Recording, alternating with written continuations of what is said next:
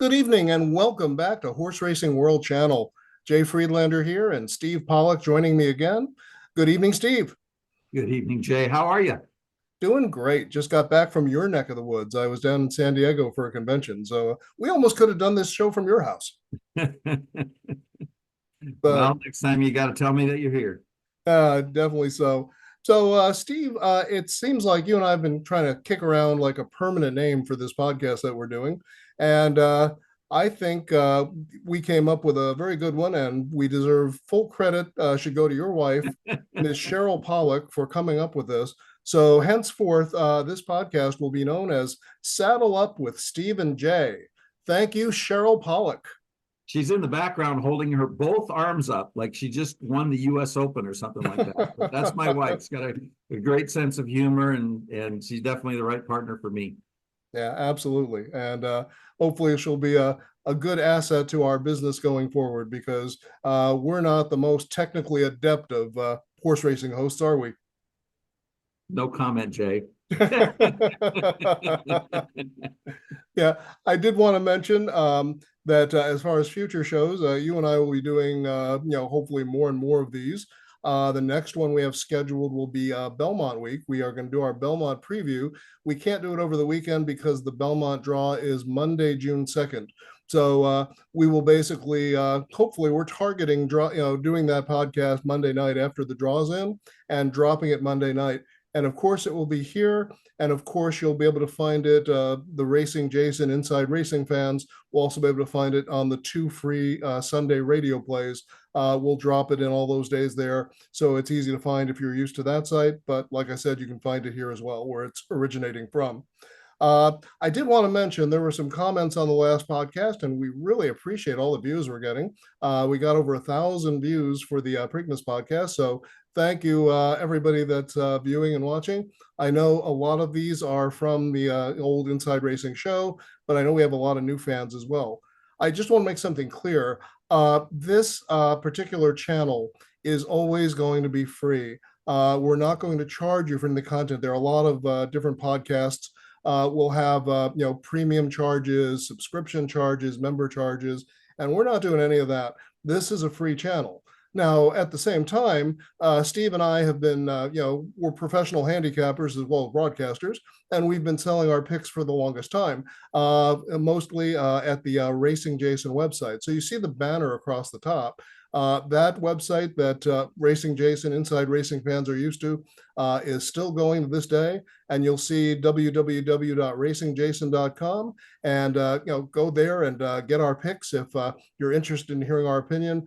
We try to do the best job and the most professional analysis we can for you. And if we do other promotional things that involve a fee, you'll see them across the banner as well. But it won't be this channel. This channel will always be free. I'm with you, Jay. Yeah.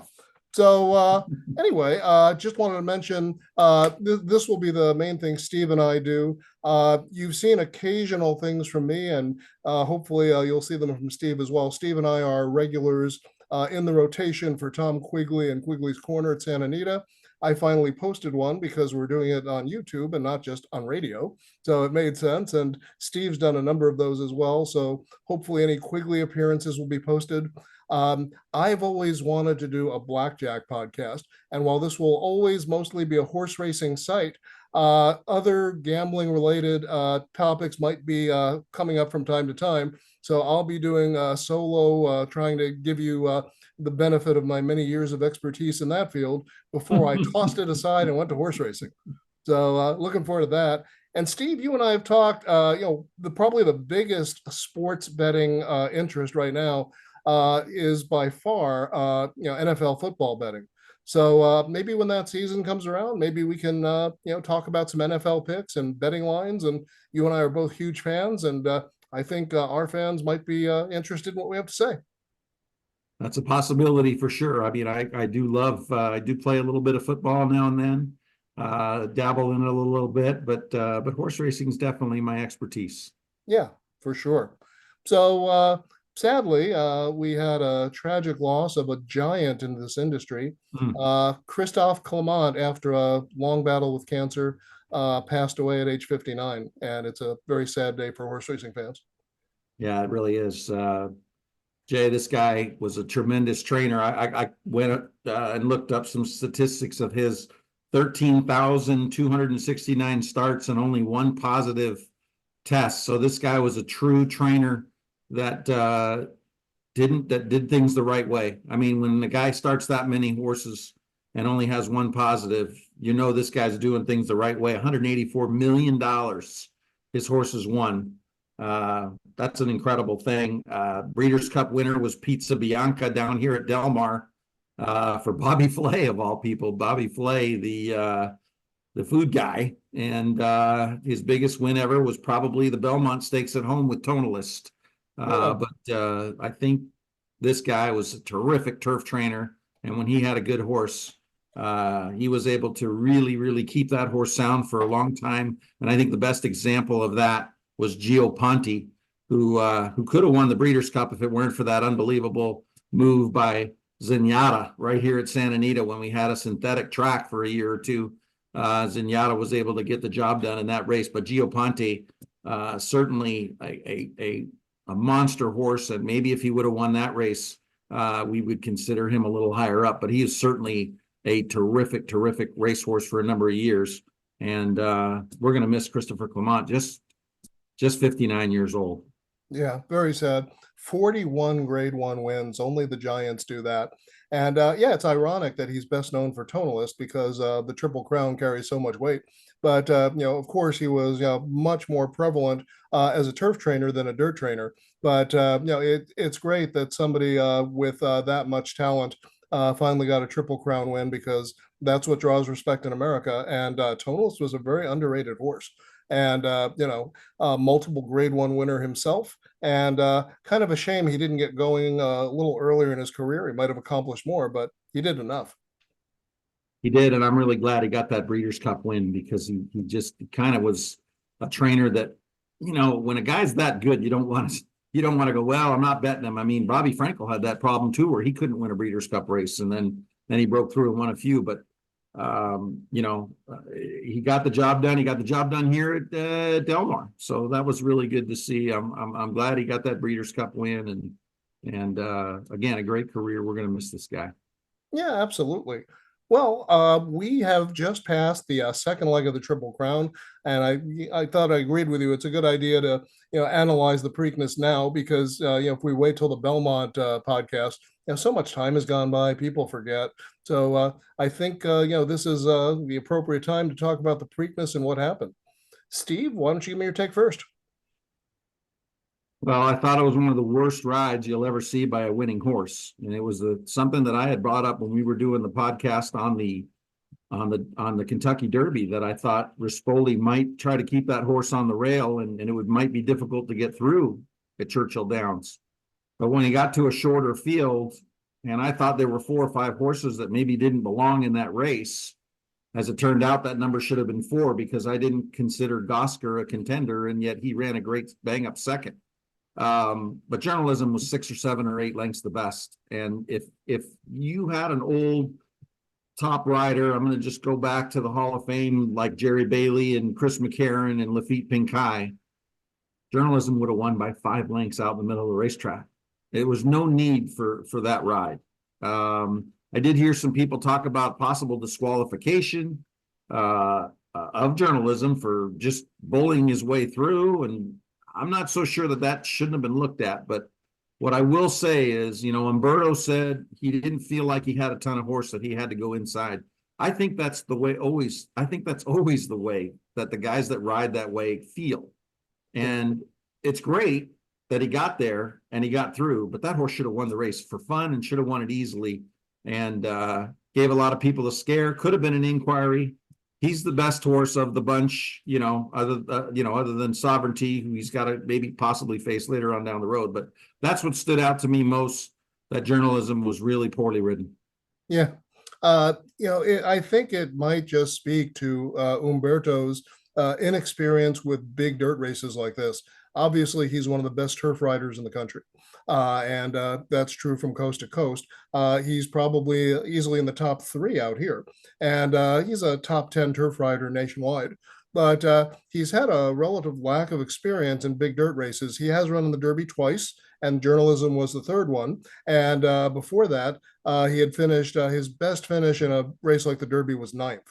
So you have to wonder, and I have to wonder if McCarthy was even thinking about is like, do I really want somebody with this lack of dirt experience to be the one that's guiding the fortunes of my star horse?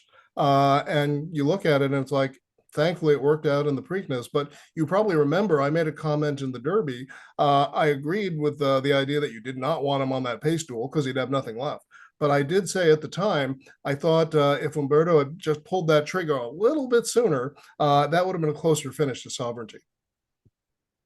Well, I don't know if we're going to agree on that. I didn't think the ride on Sovereignty was bad, but Oh no, not on Sovereignty, on but journalism. I mean, yeah. I didn't think it was that he put up a bad ride in that race in the Derby. I thought the bad ride was last time. Hmm. And anyway, he did get the job done. What else did I think about that race? Gosker was a surprise to me. He had an improving sheet. He had run 3 races. Each one was better than the next.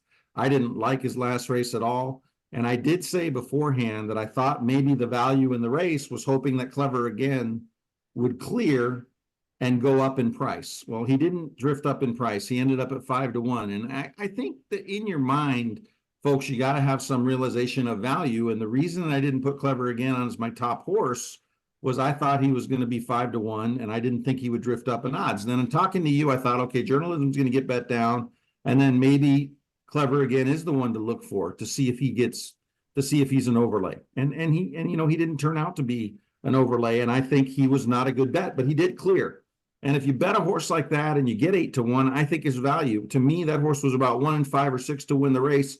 If he goes off at 5-1, that happens all the time. I'm looking for horses that are going to win a bigger percentage of times and have that extra payout, that 8-1 versus 5-1, and Clever Again didn't get that. So if you play Clever Again, maybe he was too short. I know this was your choice, Jay.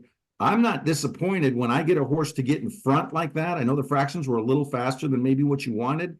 They were a full second faster than they were last year. Yeah. But I'm not disappointed when a horse gets clear of 2 or 3 other speed horses and then caves in. To me, that's their best chance. And he just didn't fire, but that's why I would want a better price than 5-1. So the way it came down, the exacta paid $16 with Gosker. I said beforehand, I didn't know if there was a bet in this race. That was a good bet. I thought journalism might win, but I don't know where you could have bet this race. I certainly didn't like Sandman for third. And the bottom line is I bet about 10%, maybe even less than that of what I bet in the Kentucky Derby, because I didn't see any value, and there are a lot of races like that. I just didn't see it, so I treaded lightly. I ended up not cashing a ticket, but I did think journalism was going to be best. Yeah, Sandman just plotted up, and goal oriented was never really a threat for the win either. I did think it was, Clever Again really took the worst of that bumping. Obviously, goal oriented smashed into journalism, who was going through a hole that, as you said, he probably didn't need to go through. But Clever Again, who had cleared by a length and a half until Gosker just swallowed him up, and there was no excuse. Gosker just looked him in the eye and passed him. So at this point, I don't know if that's an issue with Clever Again, not being able to handle the distance, not being able to handle the class because this is his first time in graded competition, or a little of both. We'll find out. I have a feeling they're not going to go for a mile and 3/16, a mile and a quarter again with that horse. He'd be a good candidate for something like the Met Mile or 3-year-old versions of a mile race, and then we'll see what he can do against classier competition that he's been facing, ungraded competition, but at a more favorable distance. But I would say Clever Again took the worst of that. I mean, he was just hammered into the rail, and he was lucky that he stood on his feet. So that could have been a very unfortunate incident. So obviously they wrapped on. Oh, Clever Again just stopped on him, and I think he would have done a little bit better. I mean, he would have never been a threat for the win, obviously, but could he have competed for third if he had a clean trip? Yeah, maybe. We'll never know. Yeah, I don't know if he would have competed for third, but clearly the top 2 horses were much better than the rest, and I think journalism could have won the race by 5 lengths. So we're talking about what we thought second-rate horses. You got to give Gosker a little bit of credit because this horse was a little bit slower coming in, but he was a horse that had improved in each of his 3 starts. So he's a horse maybe we can look at down the road. I'm not going to give up on Clever again. He's real quick. So I think what you said makes a lot of sense. A little bit shorter distance for him, and maybe he'll get in a good spot, get some time. But he is very quick, and it was cool to see him get clear early. But again, at 5-1, I didn't think there. Just wasn't much value in that race. Is really the bottom line, and that's the case with a lot of races these days. There just wasn't that much betting value in the race. Yeah. I mean, I think realistically, you had three horses that were fighting for the lead at any one time. Clever again, Gosker, and Journalism, and everybody else was just, kind of plodding around for minor rewards. Nobody else was ever a threat to take the lead and win the race. So I goal oriented was up there for a minute, but some of that was because of the damage that he did playing boxcars. So anyway, it sets up nicely for the for the Belmont, and hopefully, we'll get the rematch that everyone would like to see. But we will save that talk for our Belmont podcast a week from now. Yes, we will. Yeah, I hope, and hopefully we'll get some extra horses. Right now, it doesn't look like that's going to be a very big field, and that would be disappointing if we just had 5 or 6 in there. But that's a fear that I have, that'll be a very, very short field. I'd like to see somewhere 3 or 4 horses added to that field, even if they're horses that really don't have much of a chance. It just a 9 or 10 horse race would be much more appealing to look at than it would be a 5 or 6 horse field. Yeah, I don't know if we'll get 9 or 10 right now. Horse Racing Nation, who lists probables for all the big races, has 8 of them listed. They have 4 of them possible and 4 of them probable. Surprising to me, Rodriguez right now, despite some negative comments by his own trainer, they consider him a probable to go. So we'll see how accurate they are. But yeah, right now there's 8. It'd be nice if we get all 8. And like you say, a few more would be even better. Yeah, for sure. It's a big worry. It's just very unusual to find a 5 or 6 horse race that you really like something at a price. It certainly takes out something that you and I like to play, and that's the trifecta, superfecta. Those bigger exotic bets are awfully tough in short fields. Yeah, absolutely.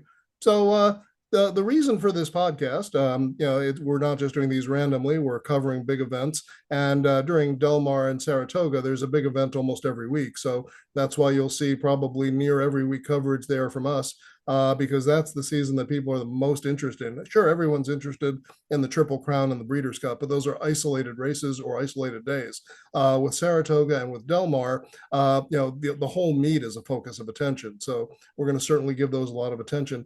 But the Gold Cup, this was always the premier race of the Hollywood Park season. Steve, I know you remember, and I'm sure you were there for several of them yourself. The Hollywood Gold Cup and the Vanity, which was the filly and mare comparison, were always highlights of the Hollywood season, and there were really some illustrious winners of that race. And toward the end, that was actually $1 million race. Cigar shipped out here for Belmont, and they boosted the purse to $1 million, and they kept it that way for quite some time. And during that peak period for the Hollywood Park, Skip Away won one, real quiet. Triple Crown winner took one, and Congaree, one of Bob Baffert's speeder horses took one. So this really has an illustrious her best pal when it was 750,000 took a memorable one. So this race really has a lot of history, but right now it's about 4th on the Santa Anita calendar, which is about right. I mean, things like the Santa Anita Derby and the Big Cap and the new $1 million race in the fall should be above it. But really, considering Santa Anita's 2 meets are about 6 months long, there's room for another big day. So this is a big day tomorrow with 3 graded stakes, and hopefully it can recapture some of its luster from the past. Any fond memories for you of the Gold Cup? I was just thinking of Congaree and how athletic a horse he was. He was really something special, maybe a little bit underrated. That I thought that horse was really, really special. He battled every step of the way in the Kentucky Derby and hang on for 3rd in a massive speed duel and just really up to about 1 1/8 miles. I don't know that he was a true 1.25 miles horse, but Congaree was really one incredible horse. And again, you mentioned some other great names. I think those horses get more notoriety than he did, but he was as good as any of those. Yeah, he kind of reminded me of almost a Sunday Silence type, had kind of that push button speed. You could put him on the track where you wanted. He was normally close to the lead, but he didn't always have to be on the lead. He could sit a little bit off it and press the pace. Good comparison. Yeah. So, I think hopefully, I think the fields the last couple of years have been a little lackluster, and I think this is a little better field this year than we've had. Unfortunately, because the fields have not been the largest or the strongest. The Gold Cup, it's actually considered Gold Cup Day tomorrow, but the Gold Cup out of the three stakes is the one that's been downgraded to a grade two, despite its long and illustrious history. So I'm just going to go through. Steve, you and I are going to each pick a race that we're going to handicap for the listeners and or viewers, and it's not the Gold Cup, but we are going to just let you know who's in the race, and then we'll move on to the other races that we're going to focus on. I'm going to just hit the entries from the top, and let's see. We're going to start with the one horse Tarantino from Peter Urton and Juan Hernandez. They've had some huge meets together. This meet kind of a mild success. This one is a multiple graded stakes placed runner. Has not won a graded stakes, but has been second or third in most of them. And then last time out in the Oaklawn Handicap, finished well behind the favorite, Skippy Longstocking, floated wide, and looks like they just didn't persist with him late, finishing 33 lengths out. Second off the layoff, maybe he bounced, maybe he didn't. He certainly doesn't look like he's in the class with Skippy, but he's better than that. That 33 lengths is not an accurate representation of his form. Number two, Pax a Wallop, 20-1 on the line. John Sadler, Raylu Gutierrez. This one just did very well in the grade two, Charlie Winningham, pressing the pace every step, finished ahead behind, just couldn't get by that tough winner. But Pax a Wallop would seem to be a value at 20-1. The three horse, Midnight Mammoth. Midnight Mammoth just was dropped back into an optional claimer, where it's just sat and cleared and beat up on that inferior competition, 5.5 lengths. And he really needed some class relief because they had tried him in three different graded stakes before: the San Pasquale, the Big Cap, and the San Luis Rey on the turf. And he finished 19, 14, and 29 lengths back. From that assessment, he did very well in one graded stakes, the Cougar 2 at Del Mar on the dirt. And that's the only time he succeeded in a graded stakes. It's starting to look like that's an outlier, and that at least at age 6, he's not really a graded stakes horse anymore. Tomorrow should tell us more. Number 4, Extensive. Michael McCarthy and Flavien Prat, a very productive combo. This one's just getting better and better with every race. Just posted a 99 bris figure, winning by 3 1/4. Huge upgrade from Kyle Frey to Flavien Prat. And I would look for more improvement from Extensive. Number 5, the favorite, Skippy Longstocking, just did pretty well in that Oaklawn Handicap, a solid third under Arad Ortiz, who ships out here. And when Arad ships out here, he's not here for the Pink's hot dogs. He thinks he's got a shot. Safi Joseph and Arad have really been tearing it up in Florida. And this one ran pretty well, good third in the Pegasus. Won the Charlestown Classic, so this one is a graded stakes winner and is multiple graded stakes place. Won the Oaklawn Handicap the previous year. This one is obviously going to be the favorite, deserves it, and no value whatsoever at even money. If you can try to beat this one, you'll get paid. Number 6, Il Bellator. This one just comes off a grade 3 on the turf. Sat consistently all the way, an even trip. The speed figure wasn't the strongest, but has some back speed figures that would be competitive here. Il Bellator certainly deserves to be considered at the huge 30-1 price. Number 7, Arrow the Great. Arrow the Great finished behind Midnight Mammoth. And if you're questioning Midnight Mammoth's ability to handle this class of racing, this one was 5.5 behind Midnight Mammoth.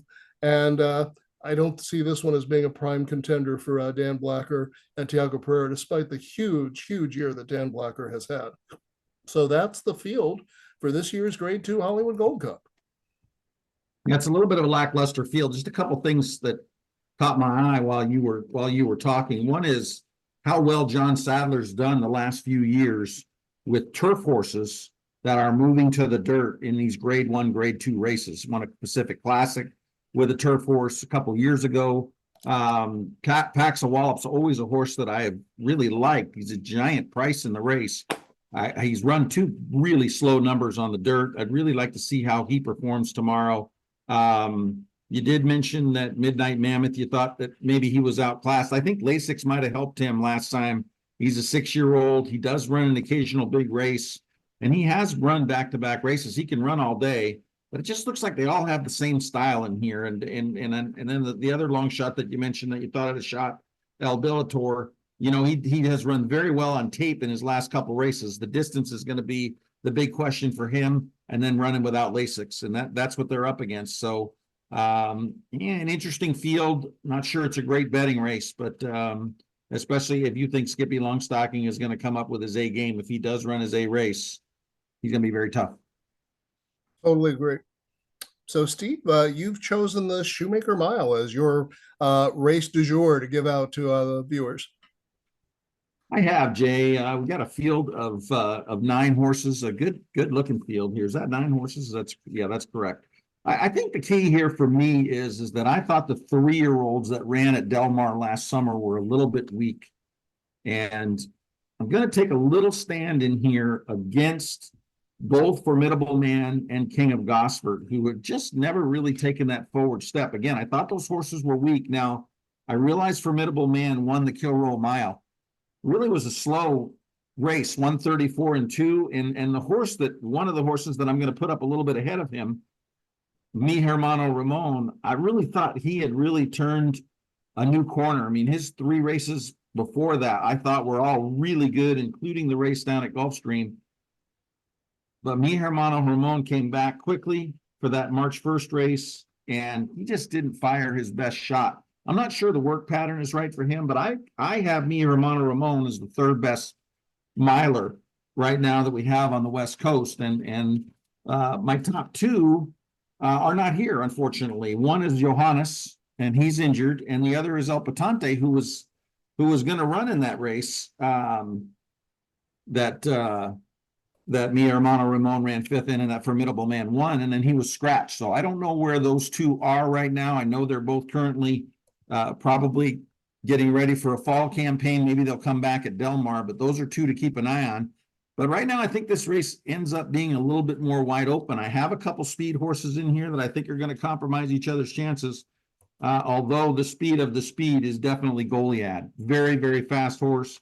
If it weren't Richard Mandela, I would probably throw him out. But I think he's faster than Cabo Spirit. And even though I thought Cabo Spirit had an upset chance at beating King of Gosford last time, and he did, I don't think that gives Cabo Spirit any chance here with Goliad possibly clearing. But I'm going to go with 2 horses in here and maybe play a strong exacta box. But I like Seal Team today.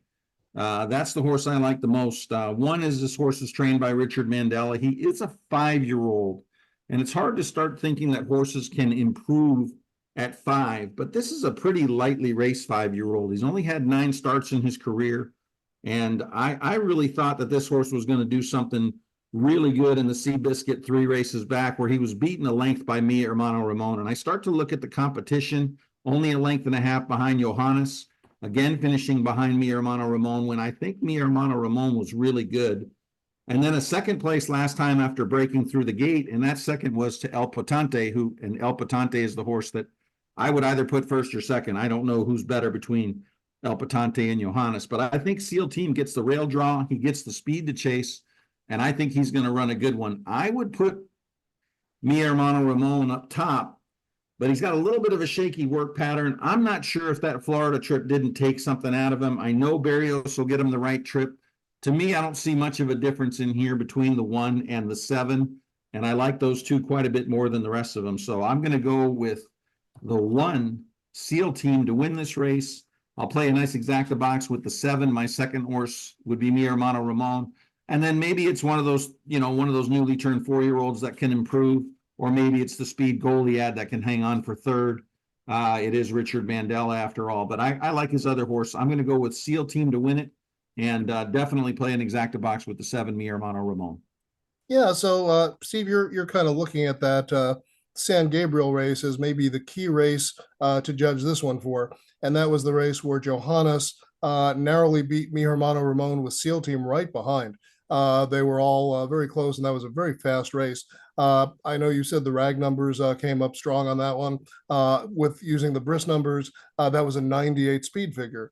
Now that one really towers over the other blanket finish we see here, which is the Frank Kilroy Mile, which is a classier race. It's a more expensive race. It's a grade one, but that was only a 92 bris figure for the winner, 6 points below. And then you had yeah, the other two that finished right behind it. You could really literally throw a blanket over the three, and you know, it'd be hard to separate them. But you had Ziojo, and then you had Cabo Spirit, all who ran slower than the two horses that you favor, SEAL Team 6, no, SEAL Team, not SEAL Team 6, SEAL Team, and Mi Hermano Ramon are your first two choices.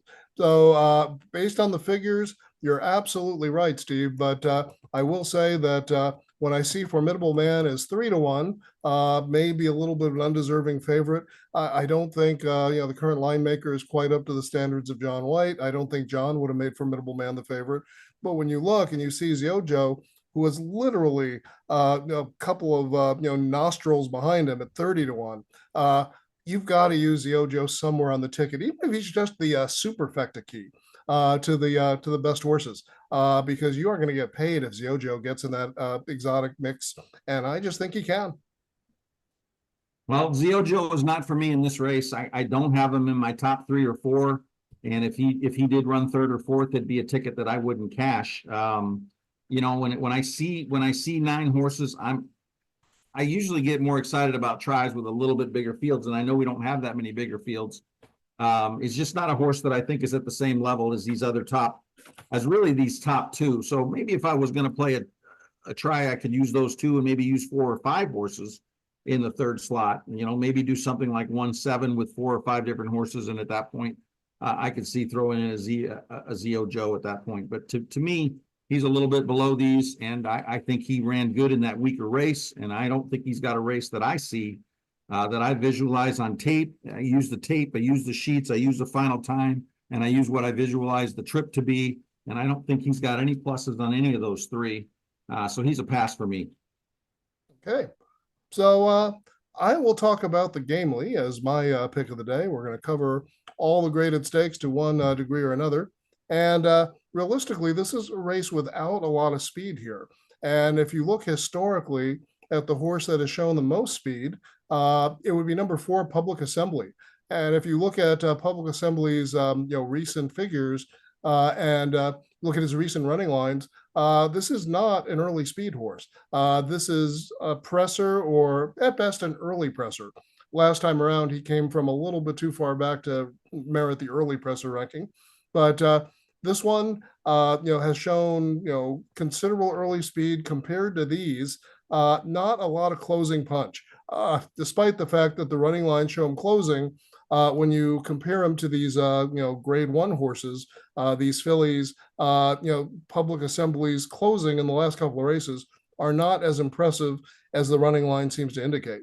So I think Public Assembly will be more prominent in this race early than normal, but I don't think Public Assembly's got the kick when the real running starts in that final fraction. So there are a couple of other horses that certainly have a shot. I think Lady Claypool has a long shot chance off the nice 3 race winning streak, improving figures in each race. And the last one on graded stakes, I wouldn't throw Lady Claypool out of my exotics. I think Liguria from Michael McCarthy and Umberto Rispoli, those guys are connecting for 46% wins. And this one just won the Buena Vista with Flavian Pratt aboard, and now Rispoli retakes them out because Flavian abandons. And who does Flavian abandon for? The favorite, No Show Sammy Joe from Graham Motion. We've been talking about this for forever, Steve. These Eastern turf horses just tend to outclass ours. No Show Sammy Joe just exits the grade 1 Jenny Wiley, as does number 8 Beat Your Best. And they were both very close. And No Show Sammy Joe, it's easy for me to say, finished about a length and a half in front of Be Your Best, and you know, as the mild favoritism here. And basically, No Show Sammy Joe is 7-2, and Beat Your Best is at 4-1. And even though Be Your Best finished just behind her foe, I do think this one's really been a model of consistency. Winning a grade 3 at Aqueduct, then taking the Swanee River at Gulfstream, and then a big win at a mild upset price in the Pegasus Turf, which is one of the biggest turf races in the country. I've always had the theory, Steve, that they basically train these horses for the big races, these big stakes horses. So the fact that Be Your Best, kind of finished up the track and the Jenny Wiley behind No Show Sammy Joe doesn't worry me too much. That was off a 3.5 month layoff. I don't think, while everybody would like to win a grade 1 race, I don't think that was the priority. It's a long season. And I think, excuse me, I think Be Your Best is going to be ready now. And like we say, Arad Ortiz didn't come out here for those Tito's tacos. He's after some money. So I'm going to give Be Your Best the slight advantage here over No Show Sammy Joe. But I do think when the final running happens, it's mainly going to be those two. Well, I loved Be Your Best down at Gulfstream when she won that day, and I really liked her previous race, and I thought that they were forgetting about her in the Jenny Wiley. What I will say, Jay, about Be Your Best is that this is going to be a turf course that she's going to like more than she liked that Keeneland turf course. That Keeneland turf course was a little bit off when it's listed as good. There was definitely some rain on that course, and the Euros really handled it. We talked about that race on the show, and I remember that Jason had an excellent relationship with the trainer that won the race. But regardless of that, Be Your Best was a horse that I didn't think handled that course. As far as the pace goes in the race, I think the outside horse, Where's My Ring, who scratched from today's race, is going to be the pace setter. I think with Mike Smith in the irons, I think they're just going to rocket ship away. So I'm not worried about speed for anybody. I think it'll be pretty fair for the trackers and for the closers in this race. And I think there might be more pace because I really have a feeling that Smith is going to send, if you can make a case for Where's My Ring going wire to wire.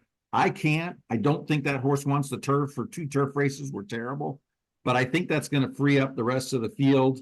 And I think the best horse will possibly end up winning from there. I don't think it'll be like a trip race because if you're looking for speed, I think it's hard to find until I get to her. And when I see that rider, I think that's going to be their intent. And I could be wrong. If I am, then I would look for someone who has a good kick and has a good Euro kick, because those Euros, a Euro background will tend to win a race when there's very little pace in it. But I don't think this race is going to be paceless. And 1 1/8 is a big closer distance at this racetrack. So I think the off-pace runners are going to win this race. Yeah, as do I. But you make a valid point about who's going to get the pace. It's not like Public Assembly is known as a front runner. I was just speculating that based on past figures, Public Assembly might inherit the lead because nobody else wants it. But in the case of Where's My Ring, certainly if you look at that race 2 back, that optional claimer on the dirt, when you send Where's My Ring is more than willing to go along with you.